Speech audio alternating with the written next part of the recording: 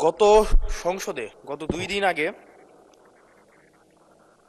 বিদ্যুৎ জ্বালানি ও খনিজ সম্পদ মন্ত্রী বলেছিলেন যে কোনো জ্বালানি সংকট নেই এবং সবাই যারা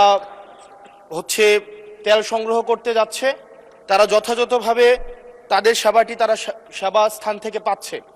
কিন্তু মাননীয় স্পিকার, আমরা দেখতে পাচ্ছি গ্র্যাজুয়ালি পাম্পগুলো বন্ধ হয়ে যাচ্ছে। আজকে সিলেটের পাম্প বন্ধ হয়ে গিয়েছে।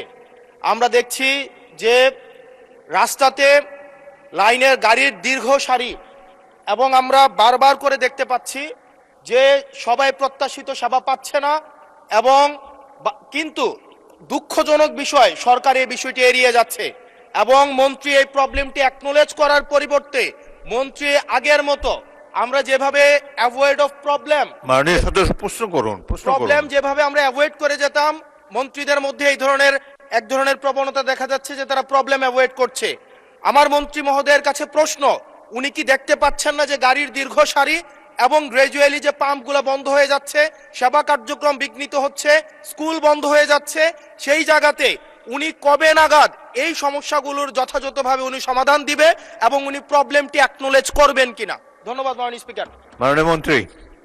স্পিকার, আমরা প্রতিটি পাম্পে যে পরিমাণ তেল প্রতিদিন দেওয়ার কথা সেই পরিমাণ তেল আমাদের পাম্পগুলোতে সাপ্লাই করা হচ্ছে, কিন্তু